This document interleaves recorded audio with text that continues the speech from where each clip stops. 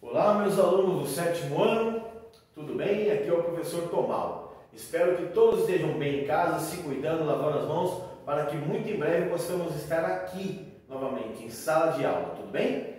Bom, hoje a aula de Geografia, estamos na página 20 da apostila, continuação do que foi passado em sala de aula e logo depois do conteúdo da prova.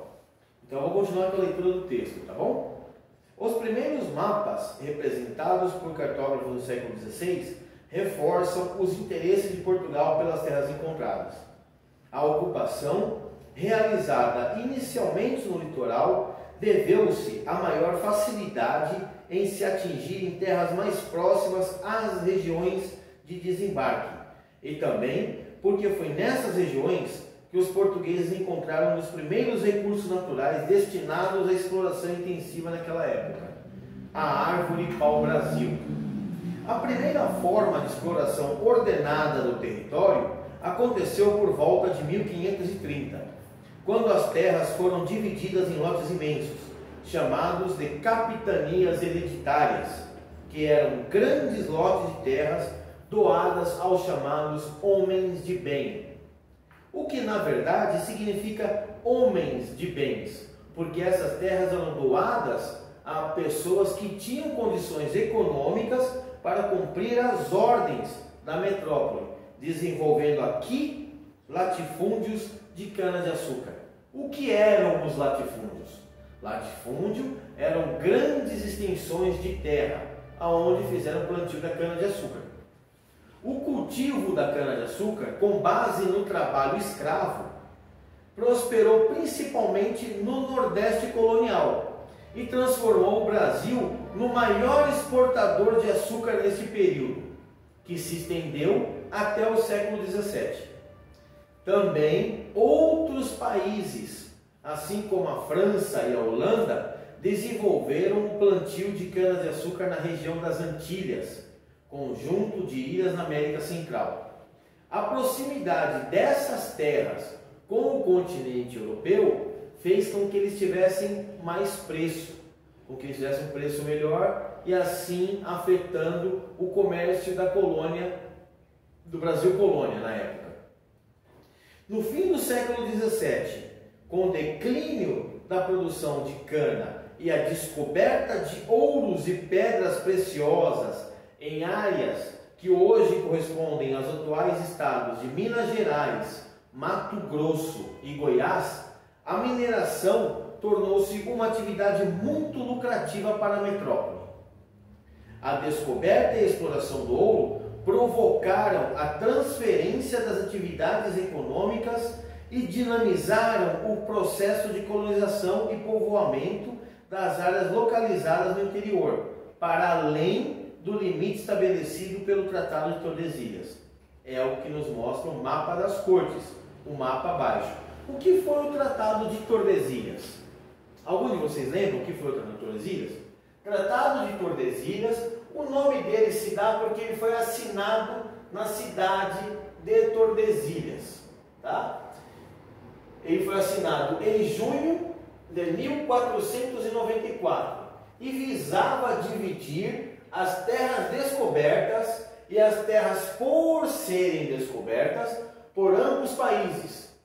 Esse tratado foi feito para que espanhóis tivessem direito das terras desse lado e os portugueses desse lado onde o Brasil foi descoberto. Esse tratado foi assinado pelo rei de Portugal, João II, e pelo rei da Espanha, Fernando II.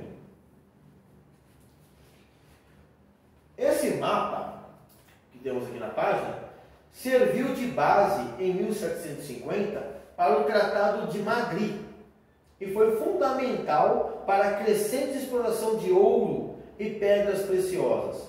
Foi no século XVIII que os portugueses partiram para a definitiva colonização do território brasileiro. O que foi o Tratado de Madrid? Um outro tratado que foi feito por reis, um rei de Portugal e o rei da Espanha. Tratado de Madrid, que assim como no Tratado de Tordesilhas, foi assinado em Madrid, capital da Espanha.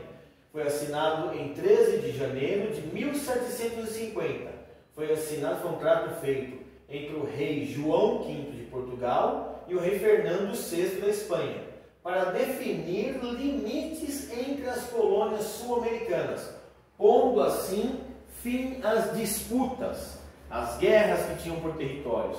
Com esse tratado foram feitos o delineamento e cada um ficou com suas terras. A elaboração de mapas terrestres foi fundamental para negociar os tratados de divisão territorial com a Espanha. Assim, conhecer e demarcar o território eram objetivos fundamentais para garantir a defesa contra invasores e firmar tratados com outros países. Um exemplo desse esforço se deu quando, em 1750, Portugal e Espanha assinaram o Tratado de Madrid, assim como vimos, consolidando o domínio português sobre o Rio Grande do Sul e parte considerável da Amazônia. No processo de formação do território brasileiro, as disputas territoriais entre portugueses e espanhóis foram decisivas para a mudança das fronteiras. Muitas delas foram modificadas após acordos, disputas e até guerras. O mapa a seguir sintetiza um pouco esse processo. Esse mapa mostra um pouco como isso ocorreu. Aqui, nessas linhas que demarcam a divisa, na linha em amarelinho, foi feito acordo depois do Império. Na verdinha, foi feita na época da colonização, que eles conseguiram demarcar essas terras. E isso custo de muita guerra, de muita luta, muita disputa. E também tem no período imperial, que eu tenho certeza que também foi com muita luta e com muita disputa, essas aqui em vermelhinho, tá vendo? É só se orientar por aqui. E quem? Os países com quem o Brasil lutou ou fez acordo. Lutou contra Uruguai, Argentina, Paraguai, Bolívia, Colômbia, Venezuela, Guiana, Suriname e até a França. Certo? Então, observe na nossa atividade, pede para que você observe o mapa das capitanias hereditárias apresentado na página 20, comparando com o mapa das fronteiras delimitadas. Certo? Comparando com esse mapa. Observa-se que as capitanias hereditárias atingiam a atual fronteira oeste brasileira. Um pequeno aumento de território brasileiro, que a linha do Tratado de Tordesilhas foi deslocada para as fronteiras atuais do Brasil. Aumento na extensão do território brasileiro no sentido oeste. Qual dessas é a resposta correta? Na 1. Na 2. O que são latifúndios? Como eles se relacionam com o início da exploração ordenada da terra no Brasil?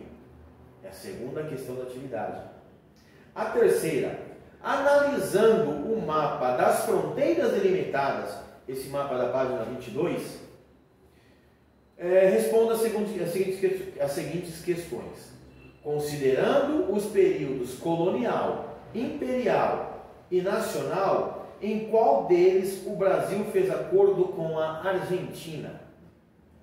Qual o nome da área que o Brasil disputou com o Uruguai? Que região foi disputada com a Bolívia e se tornou um Estado brasileiro? Essas são as questões para essa aula. Na próxima aula, entramos no capítulo 3, localização e território. Espero que tenham compreendido bem, que consigam analisar bem o texto. Qualquer dúvida, entre em contato com o professor. Estou aqui para esclarecer, para trabalharmos juntos. Eu preciso que vocês tenham dúvidas. Eu preciso que vocês mostrem que o aprendizado está acontecendo, tá bom? Então espero qualquer áudio de vocês, vídeo mostrando a matéria, alguma coisa assim para que nós estejamos interagindo, tá bom? Um grande abraço, Deus abençoe e até a próxima aula.